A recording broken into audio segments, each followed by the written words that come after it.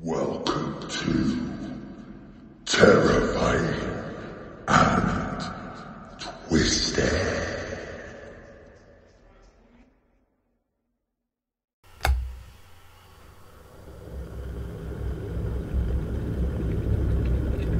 Do you want a brew?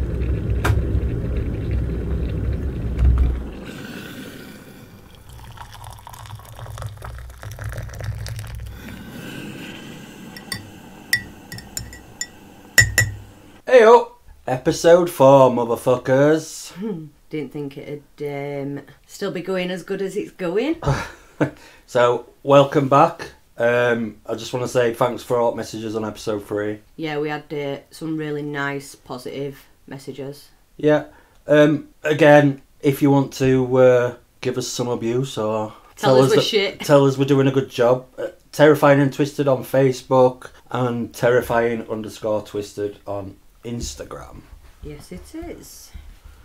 So, we haven't really done out this week. Absolutely nothing to report. More lockdown shit. I will say, if you're new to podcast, we try to be as natural as possible, so what you hear is what you fucking get, really. Yeah, and don't forget, we don't know anything about each other's case. We like to keep it that way, don't we?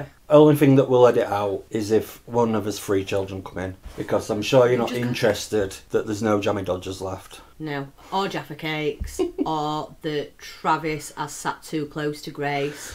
Yeah. Oh, Joey breathed in her direction. So, I like my week's probably been sat in Costa drive-through for nearly half an hour. Yeah, maybe a bit longer. That's what our life's become. All for some overpriced coffee. Don't call it that. We love Costa. I love Costa. We really do.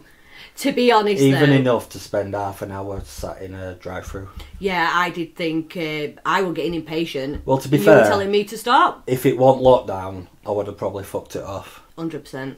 But because there's fuck all else to do. So, do you want to know my highlight at week? You've just reminded me. Coming out of Morrison's car park and you chewing gum. Oh, honestly, I've never been so embarrassed in 12 years I've been with you. Driving out of Morrison's car park, Phil's got some chewing gum. He's on a bit of an hype that day. And he thinks he's hilarious. So he wants to spit his chewing gum out, but he has to overdo everything. The noise, the gesture, you name it. Phil has to overdo it. So anyway, he spits this chewing gum out. But he didn't realise my car were moving as he spat, and there were a lady coming towards him. I didn't see her. Oh my God, that poor woman. So, if that lady is for some strange reason listening to this podcast... Or someone's nana come home and complained. I didn't spit on you. I would not do that. I just spat my chewing gum out. It was funny. So, yeah. That's what his life's become. We've got nothing else to report. So, come on then. Let's see what you've got, because you're first this week. I am, and I'm not going to lie, this case has probably made me feel this week how you did last week. It's seemed to take forever. Now, anyone that knows me, I'm not the best with English as it is. I mispronounce stuff all the time. So why I've chosen to do a French case, I've got absolutely no fucking clue. But I have. Right, so I'm going to apologise now. I'll try to say the names the best I can. Obviously, I mean no offence to any victims that I'm going to mention. Don't worry about it. No, but it's really panicking me. Alright. Right, so you probably haven't heard of this couple, and you're probably going to wonder why. When I've looked up, they've actually been dubbed the French Fred and Rose West. Probably because I can't read the names. Oh, Billy. Right. They're just really shitty humans that got off on raping and murdering people. It actually makes me wonder, when I was looking, same as, Fred and Rose West, and there's a lot of other serial killers out there as well, that, do you know if they'd have never met each other, do you think that the crimes would have happened? Yeah, it's one of them.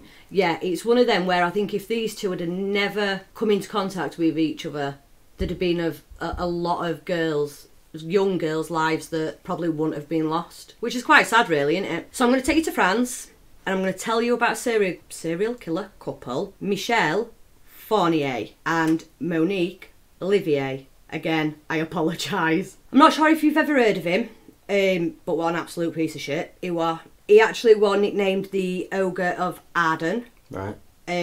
I'll start with a bit of his early years. So he was born on 14th of April 1942 in Sedan in France. It's also quite close to Belgium border.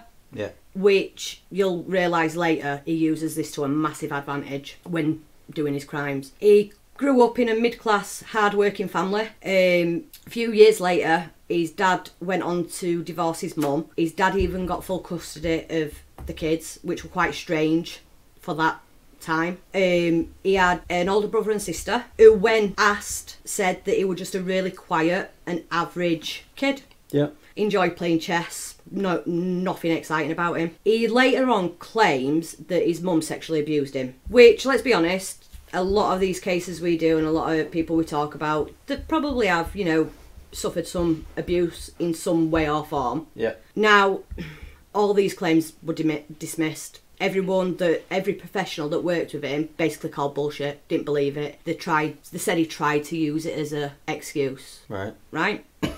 And also, this is a bit of an odd part of the story, but it'll fit in. He later went on to say that he was later deeply disturbed after having to watch his sister take a shit in a bucket. Now, apparently, this really fucking bothered him to the fact that he actually said, and I quote, "To me, a woman does not defecate. It is degrading. It doesn't live up to the image of the Blessed Virgin."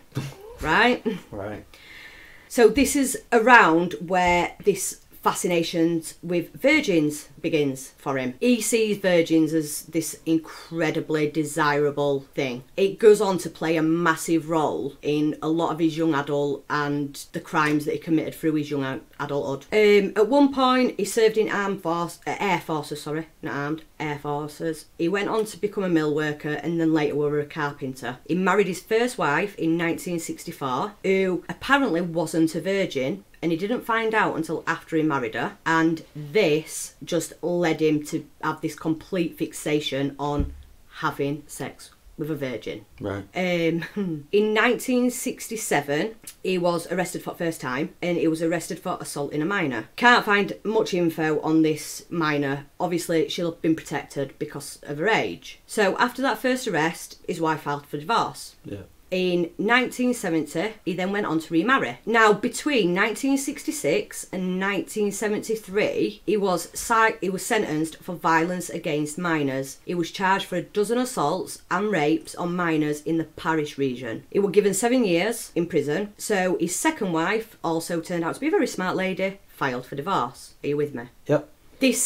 Whilst doing this sentence for the 7 years, this is where he then would meet his match in is what would become his third wife, and that's Monique Olivia. Does she work at prison? No. But get this, back in them days, prisoners were allowed to put out ads in newspapers. And he decided that, actually, I need a new partner in crime, so I'm going to put an ad out. This ad read, "Prisoner would like to correspond with anyone of any age to forget loneliness." That's all it read. Right. So Monique saw the ad, she responded. It was said that she must have had some sort of thing about men in prison because I think there were a man before him. Right. But obviously nothing to the extreme that this happens. They start writing back and forth. She's very fully aware of why he's in there. He's been very open. It actually doesn't take long before they start talking about the things that they want to do together when he's released. They then made a pact that she would help him with his desires to find virgins. In return, he had to arrange for her husband that was in prison killed. She didn't love him, he were abusive, she wanted him gone. So she offered to help him find virgins. Fucking hell. Right. He then gets out of prison in 1987. They quickly get married and they move to a little village in Burgundy in France. Then in December 1987, just 2 months after we were out, they worked together to find the first victim. 17-year-old schoolgirl Isabelle Levy, I hope I've said that right. She was walking home from school when a car pulled up beside her. Turns out it was Monique. She'd basically said that she was lost. Could she possibly help her with some directions? Now, we're all taught that women are genuine, like, normally... Was he in the car as well? No, just hang fire. Calm down. I'm just asking, like, these lot are probably asking. Right, sorry. Right, no. Just calm down. But what I was saying is, some reason we are taught that women are normally safer than men. So the reason they probably got away with a lot of what they did is because she were a massive advantage. Yeah. So yeah, she basically says, I need some directions, can you please help me? So she says, yeah, not a problem, gets in car. She offers to drive to the location that she's looking for. Now, as they're driving, as planned, he's parked at the side of the road with his car, looking like he's broke down. So she stops, she asks him if he would like a lift. Yeah, of course I would. Jumps in the back. Now, as soon as he gets back in the back of the car, he starts to choke Isabel with a piece of rope. He then sedates her, and they take her to their home, where he raped her, strangled her, and then threw her body down a well. It's very like Myra Hindley and Ian Brady. I thought that. I would have assumed they'd have been named more. The French version of... Yeah, not... Because he used Myra Hindley for that. Yeah, that played a massive part. Yeah. So, they threw her body down a well. They both actually took great pleasure, and that's where I think the obsession took over. It got to a point where they were reacting it in bedroom, so they were having sex. She had to pretend to be Isabel. So he would pretend to rape her and then strangle her and what have you. Now, it also intrigues me that Monique is not a woman that's under any sort of spell by her husband. You know, he's not abusing her here. Yeah, he's not manipulating. She's fully aware of... She's fully in that 50-50. 100, yeah, that's what I mean. Like, that is one thing that really, really... Like, I struggled to get my head around when I read this. Because there's no sort of being coerced into it or... Being led into it. Yeah. Anyway, so, sorry, Isabel's remains wouldn't be found till July 2006. So, a family spent 19 years trying to find her, looking for her. Absolutely nothing. The next victim was, it was not mentioned, what's the word? Described. It was described as a loose end that they needed to tie up, right? They were skint, they needed money. Now, when he were in prison, he shared a cell with a man called Jean-Pierre.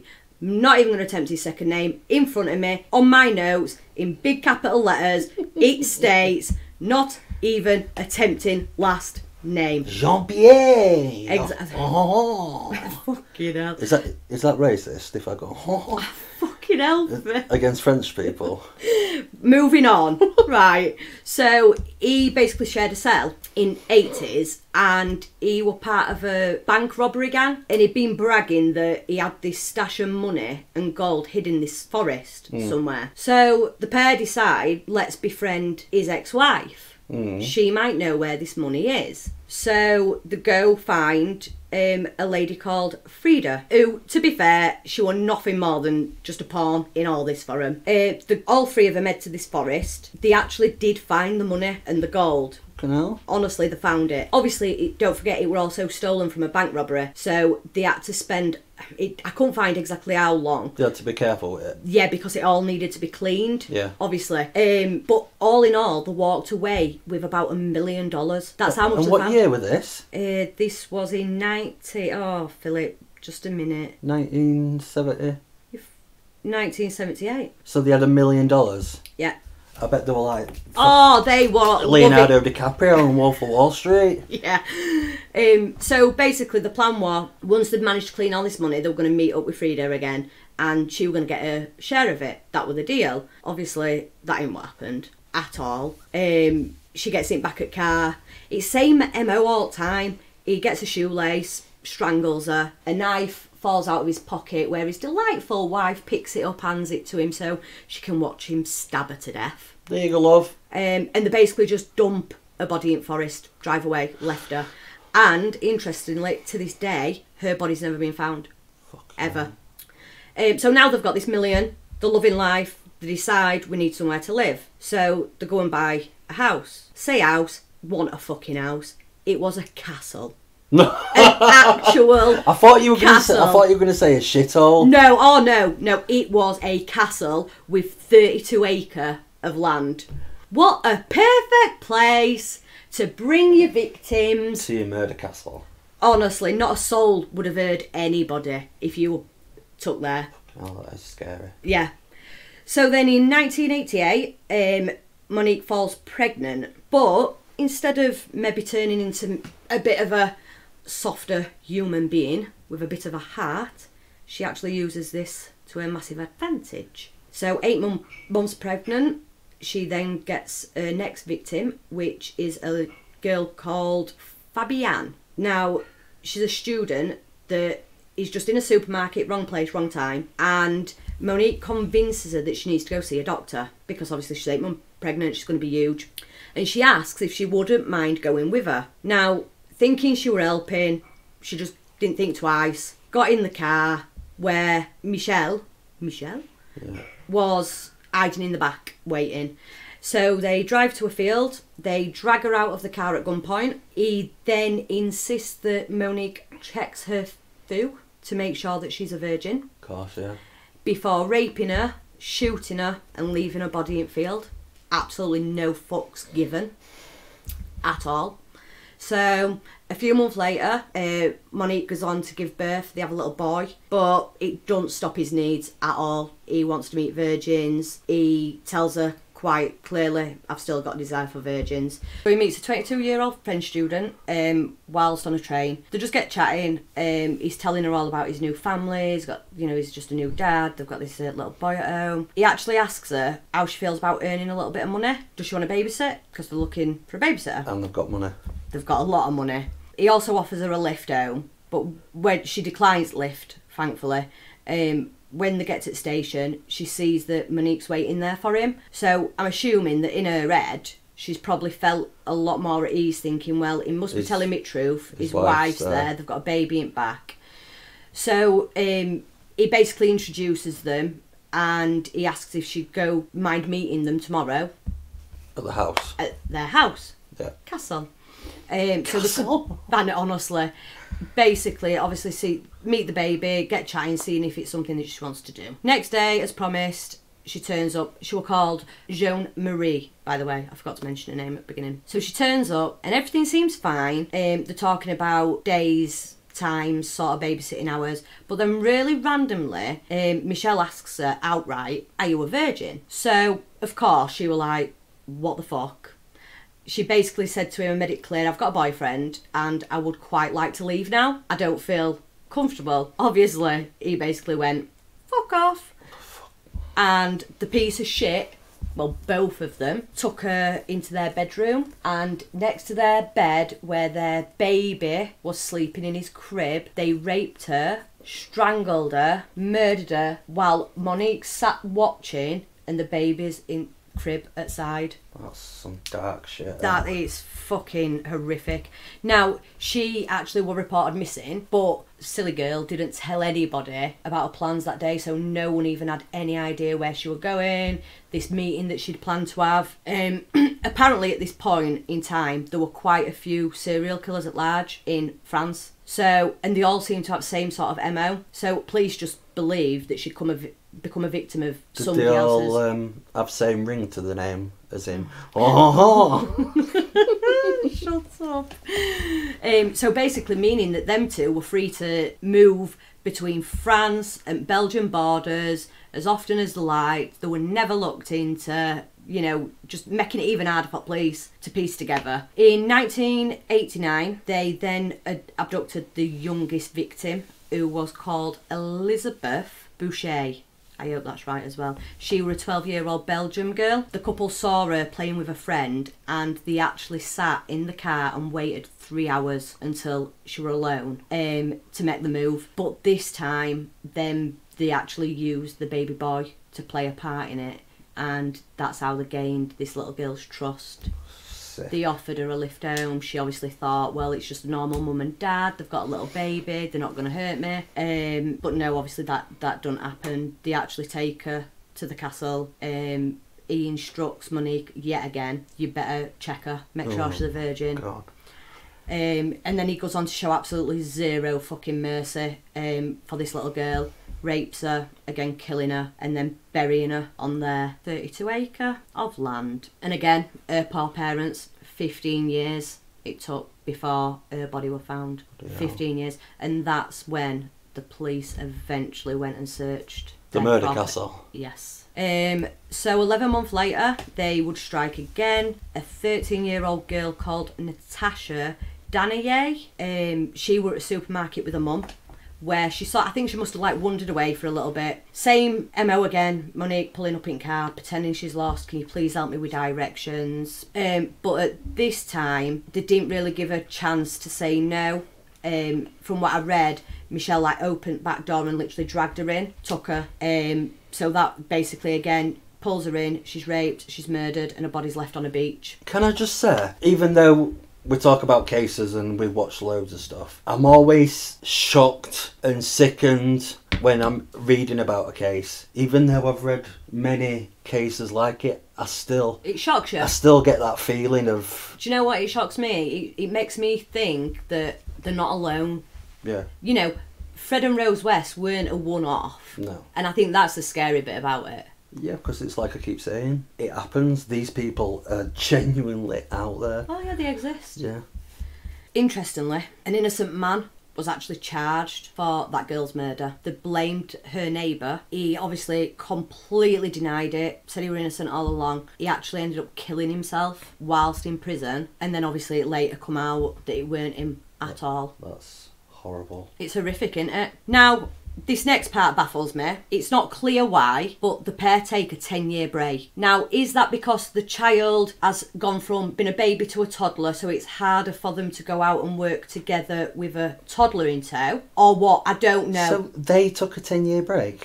From killing and raping, Oh, right. not from each other. All right. No. Okay. Just from the crimes. But do we know that for sure? Yeah, they definitely took. Well, You never know, do you? you don't, do you? You don't. But allegedly, Allegedly, they took a on 10-year break. paper, Yeah. there's a gap of 10 years where they Right. did nothing. Now, like I said, it makes me think they'd had a baby. That baby soon grows to a toddler. That toddler into, Takes up more time. Yeah. So I think maybe that could have been it. Is it about age 10 start getting, that independence, wanting to be a bit more? Yeah. So maybe that's why. But anyway, in 2000, he basically says that he's still got this burning desire for virgins and he wants to go and find another one. But this time, he goes out alone.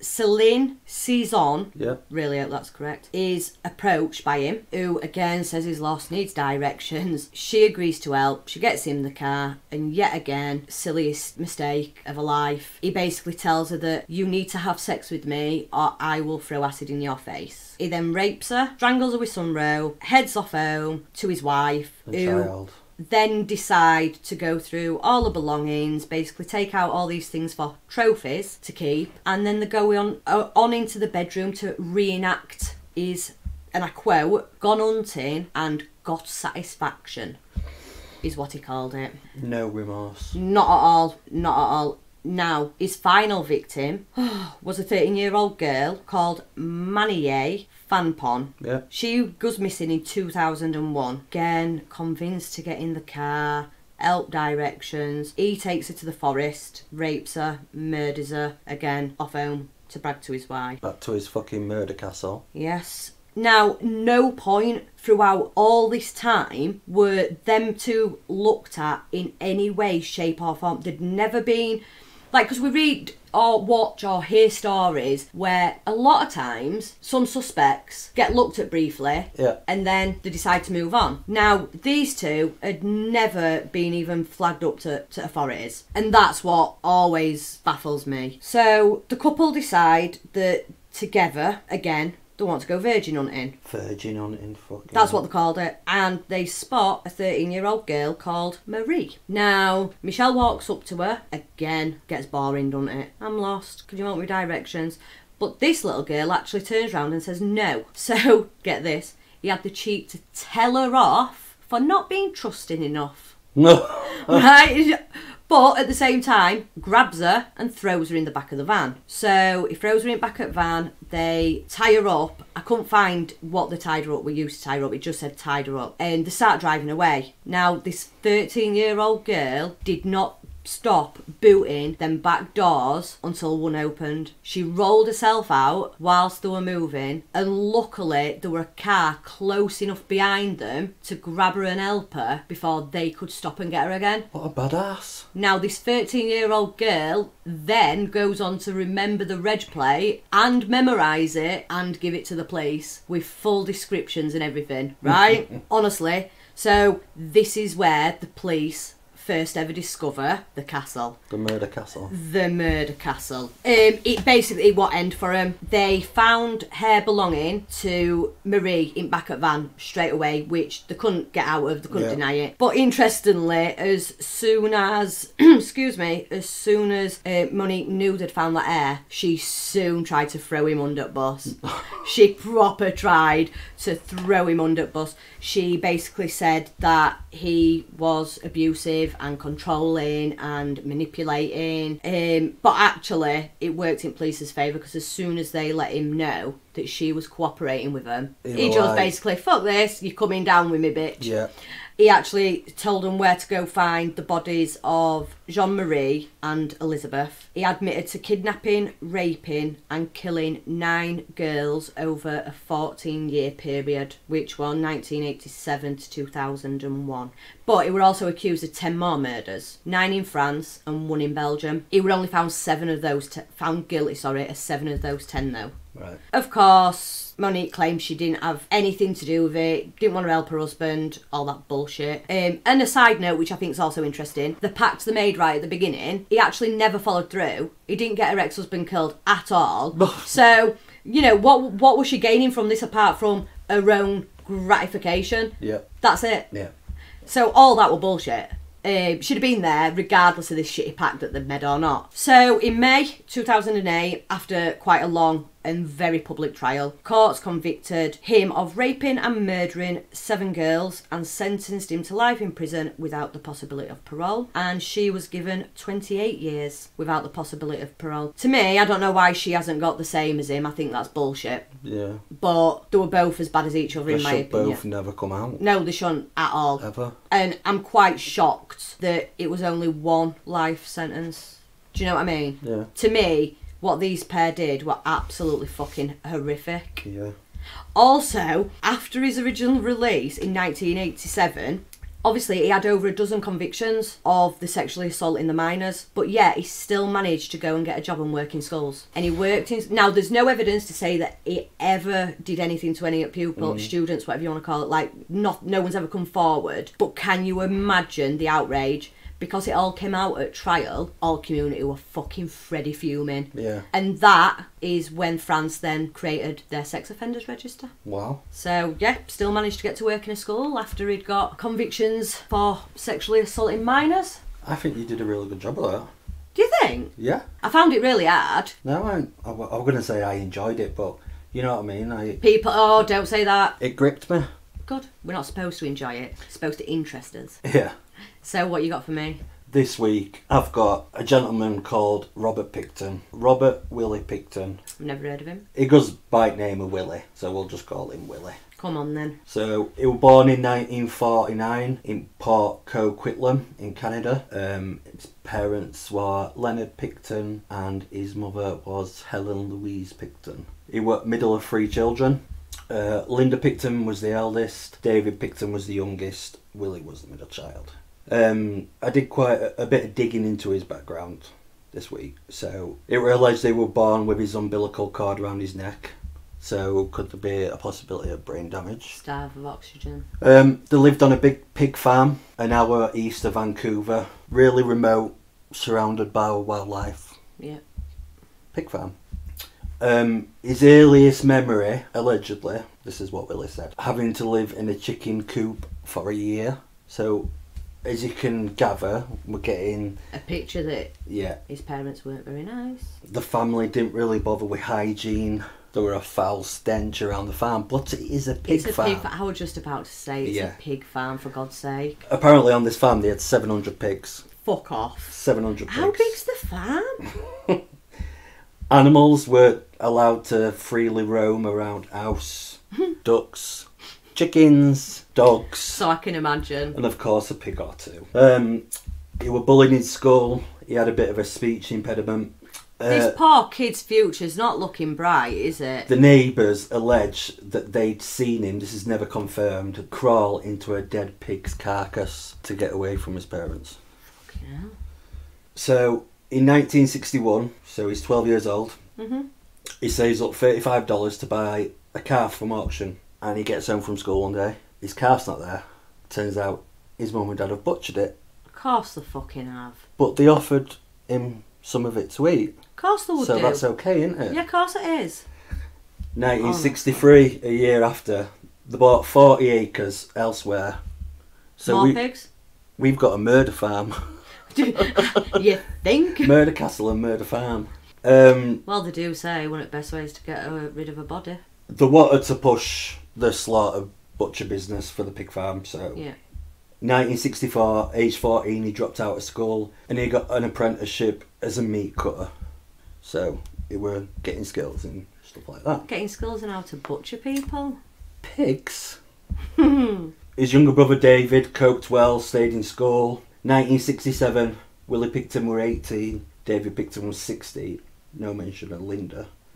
On October 16th, David stole a family truck and he actually hit and run a young lad called Timothy Barrett. He got home all panicked and stuff like that. His parents tried to cover it up. Apparently Picton's mother went back to where the hit and run was and pulled him from the roadside to the swamp. To get rid of him. Yeah, but they found out that he actually drowned in the swamp, so he wasn't actually dead. Really? Yeah. Fucking poor bugger. So there were no conviction for the hit and run. In December 19th, David was charged for failing to remain at the scene of an accident. Now, when we're thinking about Willie, maybe he got desensitised because he slaughtered a lot of pigs. Not that it's any fucking excuse for what he's about to pursue. His father passed away, aged 91, in 1978. In 1979, his mother passed away from cancer, and they allegedly were quite close to his mother, even though... They didn't sound like the best parents, though, did they? So in 1980, Dave Picton, he starts knocking about with these bikers, and it's like a Hell's Angels kind of thing. Right. They start having these massive parties on farm. They run a chop shop with bikers, so they'll steal cars, chop them down, sell them. In 1981, there was two young farm hands, and they obviously worked on the farm. And as a little bonus, Willie give them a pack of meat. Now they got this meat, and it didn't look very nice. It didn't look like normal meat, so they said, "Nah, I'm alright." No, I don't want that. Nah. So people were gossiping all about Picton Farm because they're having these massive parties up there. Police found out that they were paying teenagers to rob cars, but they didn't have enough evidence, so case got dropped. Right. And then all of a sudden, these sex workers start going missing downtown. Now, not all of them are sex workers, but a majority of them are sex workers. So we've got a Rebecca called 23. She went missing June 22nd, 1983, never found. Then we've got an Yvonne Marie Abagosis, January 1984, never found. Cherie Rail, January 1984, never found. Now, Willie Picton loved these big parties. Yep. They apparently had orgies, drugs. They just did what the fuck they wanted, alcohol, didn't they? yeah. Now, Karen Kaufman, I think she was Dave Picton's girlfriend, and they went into Willie's bedroom once, and he absolutely went mental, and he actually spat at Karen. Okay, also he went nuts. Yeah, he went going in his bedroom. Yeah. What's he hiding?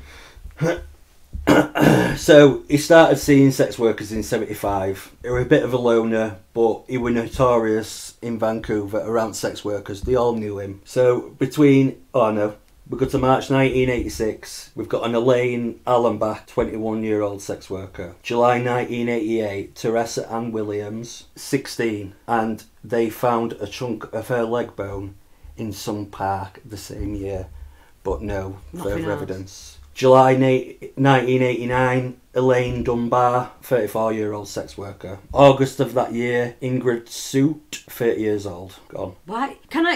After all these, amounts, had police become suspicious yet that it was? The police allegedly replied something along the lines of this: these young ladies have high-risk lifestyles. They will turn up. They will turn up. Allegedly, they didn't even file reports. Absolute joke. In February 91, they had a big remembrance walk for these sex workers, and they had a big protest. So Royal Canadian Mounted Police got involved, and they made a task force called Project Eclipse.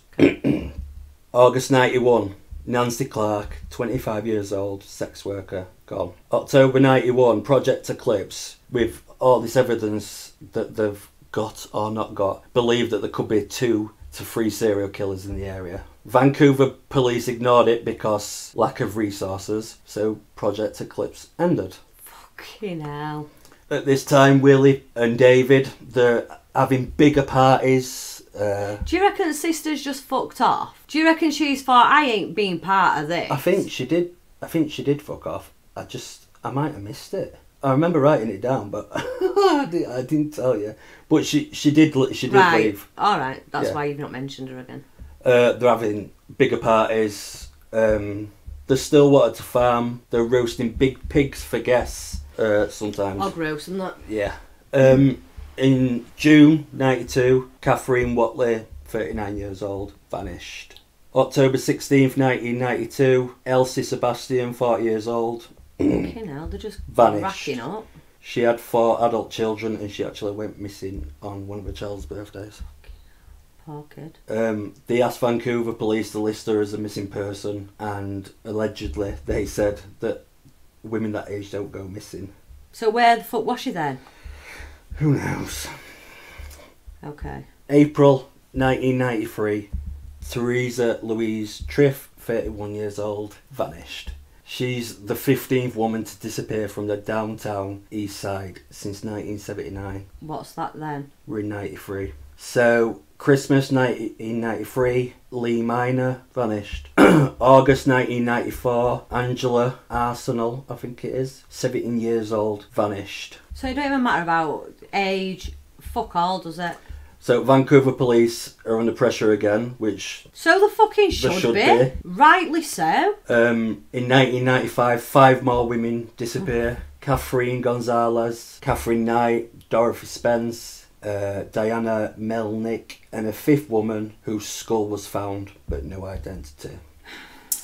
4 sex workers were murdered in 1995. Mary Lidgara, Tracy Lodgidus, Victoria Yanker and Tammy Pipe, and they were named the Valley Murders. But at the same time, the Vancouver police were dealing with another serial killer who was on the loose, who goes by the name of Gary Ridgway, the Green River Killer. There's a local reporter called Kim Pemberton. She works for Vancouver Sun, and she's refusing to let this issue drop in papers, calling the police out publicly. Yeah, because somebody needs to. Where the fuck are these girls going? Now, Why is nobody fucking doing anything? These Picton Brothers, the well known in the area. Yeah. Willie Picton voluntarily gave DNA sample, and it wasn't a match for Valley Murders. Okay. So he had nothing to do with that. So they moved on. The Picton Brothers, they founded a charity called Piggy Palace Good Time Society. What the fuck? So they were carrying on with all the parties and the raves, strippers, drugs, alcohol, Hells Angels, and off-duty coppers. Fucking hell. Everybody were having a bit of this, weren't they? Yeah. So we're in 1996 now. 3 more women disappear from downtown East Side. Frances Young, Olivia Williams, Tanya Marlowe Halleck. Reports taken, not investigated. Many of these women, these sex workers, just quoting that they're not all sex workers, they lived in a place called the Vernon Rooms, which is a kind of where they used to hang out. Right, okay. I'm assuming. But like I said, Willie Picton's a regular. And one day in 1996, Willie Picton picks her up and they agree on a price for $40 for a blowjob. You wouldn't pay that, would you, babe?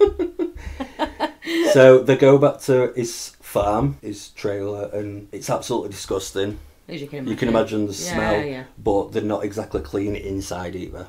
Oh, she were about to suck his dick. No. I think they might have actually done it, but that's not important. No, go on. He grabbed her out at blue and put a set of handcuffs on her left hand. Right.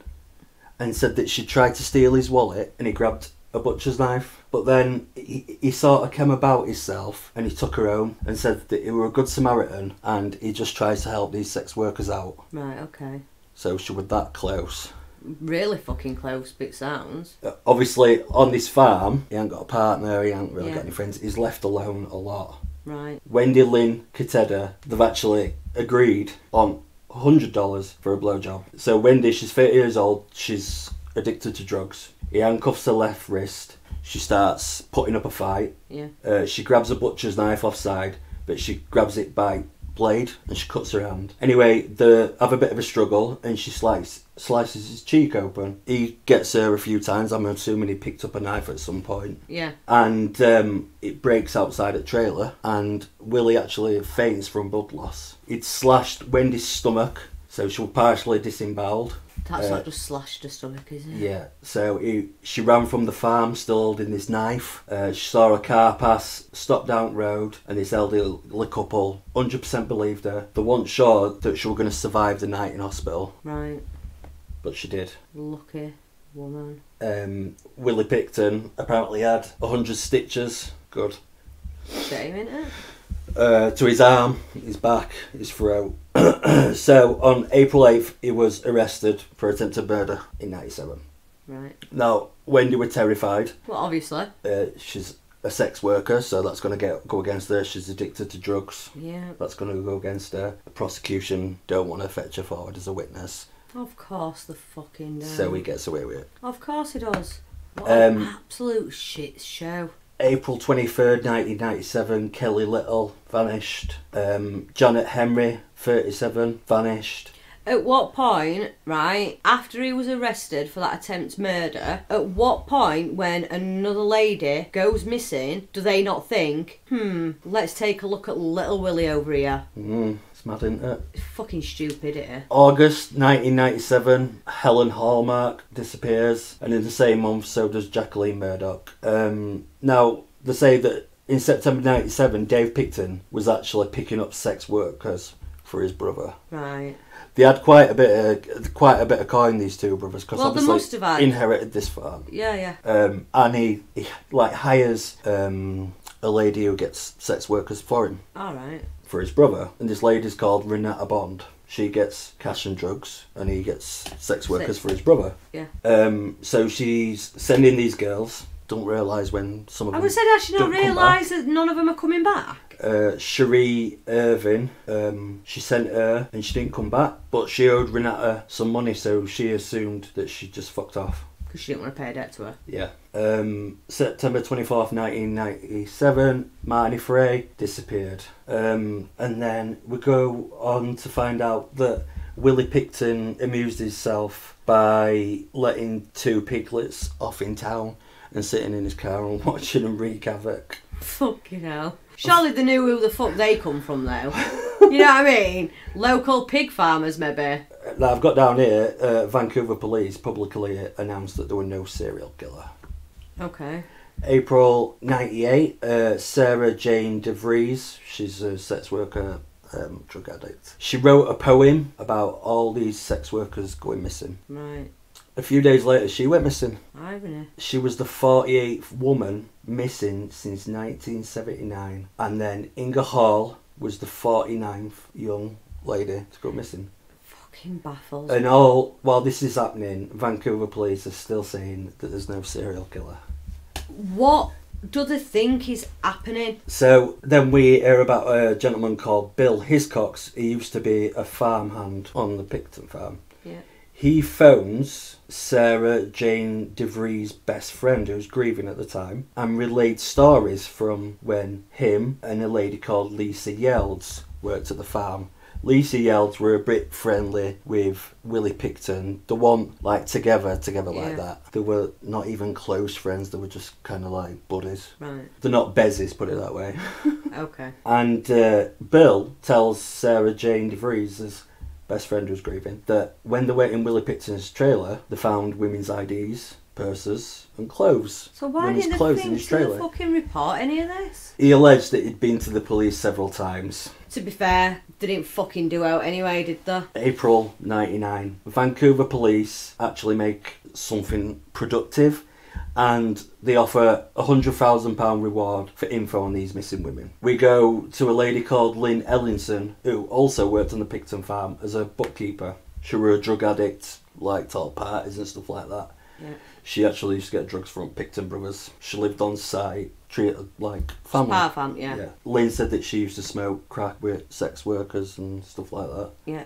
And this night, Willie had a sex worker over at his trailer. She said she saw a light on in barn, so she walks over to the barn where he does his butchering. And as she peers through the window, she sees 2 human legs dangling above the ground. Willie Picton sees her, drags her in to see this sex worker, strung up, butchered like a pig. All entrails are in a bucket. What does she do? Her body's completely split open. And Willie says to her, this woman is like a pig, so I butchered her like one. And he said that if she told anyone, she'd go on the meat hook. Nice. So May 1999, new missing persons unit, Vancouver police. It's a man called Detective Shayner who runs this unit. He got a few tips on Willie Picton, which there should have been more than a few. Yeah. But he couldn't get a search warrant for Picton Farm, even though these women carried on going missing. Yeah. February 5th, 2002, they get a search warrant. Single officer shows up to find a missing, unlicensed gun. But they're in there, that's all that fucking matters. Yeah. And apparently when he does this search, he finds an inhaler with one of the missing... victim's name on it. Yeah. So next day they do a full search of the farm. Hopefully sending more than one fucking officer. They find skulls cut in half with hands and feet stuffed into them. Fucking hell.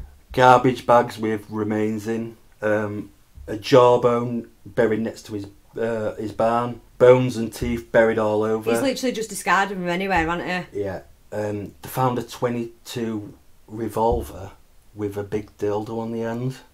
Please don't tell me you fucking shot that up somebody. I've no idea. That's horrific. Night vision goggles, which I think that's fucking creepy as fuck. They said he kept everything. How bizarre. They find packages of ground meat in freezer. Oh, no way. And they find a DNA match to Inga Hall and Cindy Felix. As if he even kept the meat. That's rank. Marnie Frey, she was ground up, served it up in a barbecue. Of all them people been eating human. And 2 of her cousins were at that barbecue, and they said they might have had some. Fucking hell. So February 22nd, 2002, he's arrested on 2 counts of murder, but it's just started. They get heavy fucking diggers in, they dug up the whole farm. I hope to God, I was going to say, they're going to have to turn that farm upside fucking down. Yeah. Where the fuck would they put fucking, how many pigs? 700? Yeah. Where the fuck would they move all them to? It took 21 months to do the full excavation. Wow. It ended on November 2003. Willie Picton's trial started January 22nd, 2007. He stood charged with 27 counts of first-degree murder.